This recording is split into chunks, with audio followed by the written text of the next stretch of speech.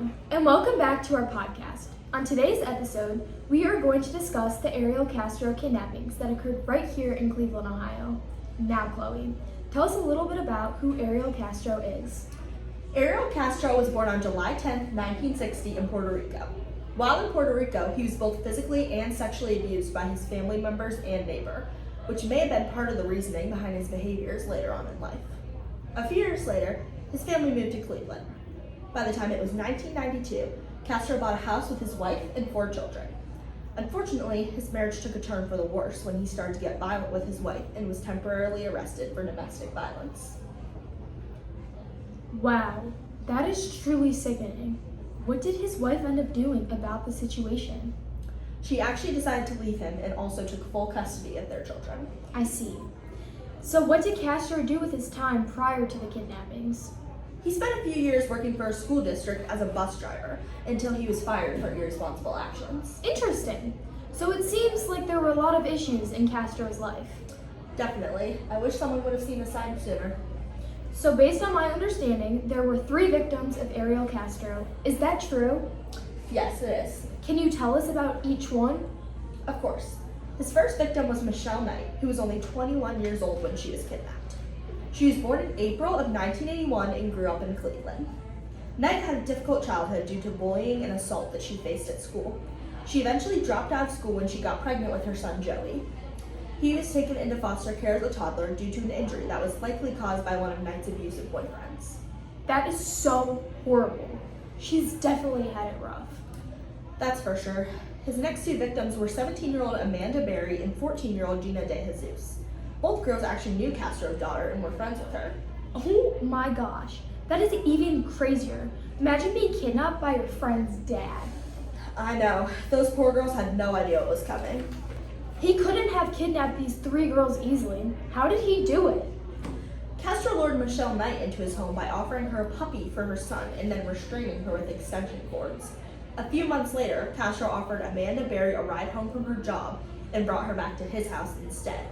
Finally, he tricked Gina De Jesus into coming into his house by asking her to help him carry a speaker and then trapping her in the basement.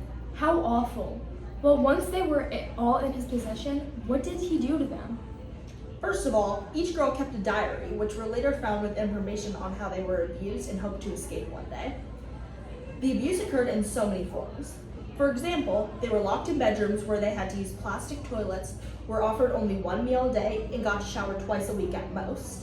Not only that, but he also prevented any sunlight from coming into the room by blocking off the windows with wood. So he really shut them out from the rest of the world? What else? He actually impregnated Michelle Knight at least 5 times, but forced her to miscarry by beating her. He raped Gina De Jesus multiple times, but she was never impregnated. Amanda Berry was, though, and he actually made her give birth. How did she give birth in his home? I'm assuming he didn't take her to the hospital or anything. No, he didn't. He blew up a small inflatable pool and she birthed her child in there. The conditions were obviously awful and there was no medical attention, but he still threatened to kill her if the baby didn't survive. So at this point, was the baby in captivity as well? For the most part, yes. But sometimes he would take her out to visit his mother and tell people that she was his daughter from a previous girlfriend. I'm surprised he got away with that. Did people ever start to speculate the situation? Eventually, yes they did. Between the years of 2011 and 2012, 2 of Castro's neighbors reported strange things that they heard or saw coming from his home. What were those things? His first neighbor said she heard pounding on some of the doors of Castro's home. She called the police, but when they arrived, no one answered the door. They tried walking around the outside of the house, but they didn't see anything, so they left. If only the police would have found a way to get in, then the girls would have been saved much earlier. Right. The second neighbor reported that she had seen a naked woman crawling in Castro's backyard and a little girl in the attic window. The police found no evidence, so they didn't take this claim seriously either. So the police received 2 reports about this house, but they still had no concern about it? I guess so, but even if they did have concern, they still couldn't do anything about it without evidence. True. So what did it take for the girls to end up escaping? The escape was fully at the hands of Amanda Berry. She was able to get contact with her neighbor and use their help to break through the boarded front door. She then ran across the street and quickly called 911. She told them her name and that she had been kidnapped for 10 years. The police arrived on scene and found Gina and Michelle inside the house. This all occurred when Castro was out of the house, so he had no idea that they had successfully escaped. When did the police arrest him? They arrested him after his family meal in a McDonald's parking lot. Interesting. So what were the official consequences of his actions? Well, the first thing that happened was Castro agreed to a plea deal that saved him from the death penalty. He then pleaded guilty to 937 charges, including kidnapping, rape, and murder of Knight's unborn children. His final sentencing was life in prison without possibility of parole, plus an additional 1,000 years. Locked up for life. I'm glad he got what he deserved, but I also wonder what people thought of all this, especially his family members. Actually, after the news got out, many of his family members disowned him and apologized to the victims and their families. One of his family members in Puerto Rico even spoke out and said that there was a demon inside him that caused him to lose his mind. That's crazy, but I would have the same reaction if I were them. What about his kids that he had with his ex-wife? Did they say anything? Most of his kids were actually in some legal trouble themselves, but his son, whom he shared a name with, refused to visit Castro in prison. Valid. He deserved to stay alone in that cell forever. And his brothers who were arrested alongside him got released and appeared in a CNN interview to express their shock. They also shared that when they went to visit Castro at his house, he had certain areas that were off limits for visitors. That house had so many secrets, even his family members couldn't find out about. Well, that evil house wasn't a thing for much longer. It wasn't? Nope. Castro agreed as part of his plea bargain to have his house demolished. So on August 7, 2013, that's exactly what happened. Phew. All of those awful memories being destroyed. That's what I like to hear. Yep, Michelle Knight was actually at the demolition, passing out yellow balloons to represent missing children. The other two girls did not attend, but Gina De Jesus' aunt was there and actually began the demolition with the swing of a crane. Standing up for her niece? Awesome.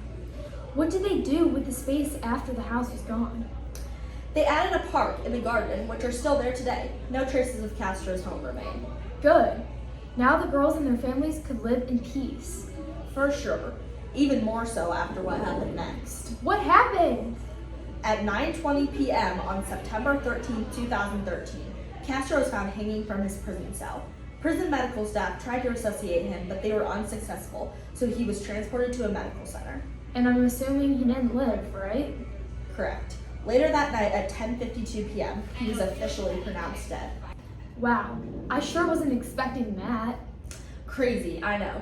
Speaking of crazy, following Castro's death, there was speculation that it may not have been a suicide, but an autoerotic asphyxiation instead. What is that? An autoerotic asphyxiation is a sexual act where a person receives pleasure by choking themselves, causing them to lose consciousness. People really thought that? Yep, so much that the medical examiner who conducted Castro's autopsy had to speak on it. What did he say?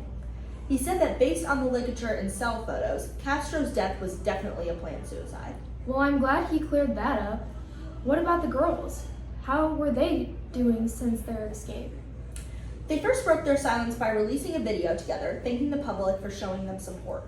They still didn't have any interaction with the media, though, because they wanted to protect their privacy. Very understandable.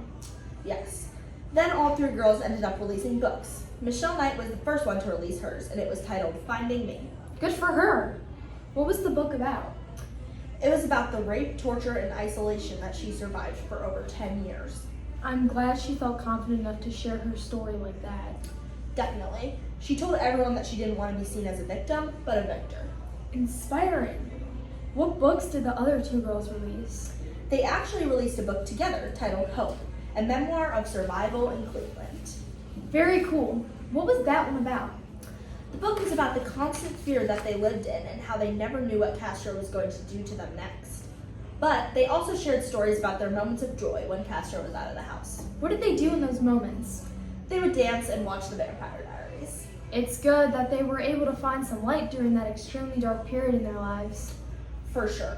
Michelle Knight also released another book called Life After Darkness, My Journey to Happiness. This one discussed her fear that her trauma would hold her back from ever feeling safe again. But she happily married Miguel Rodriguez in 2016. I'm happy that she was able to find love. Me too. The girls started to get more involved with outside things when Amanda Berry hosted a segment on Cleveland's Fox 8 dedicated to missing people in Ohio. She still does this segment today. I'm sure this segment has helped so many people. It has. Speaking of helping people, Gina De Jesus and Michelle Knight both started their own nonprofits. Gina De Jesus was called Cleveland Family Center for Missing Children and Adults.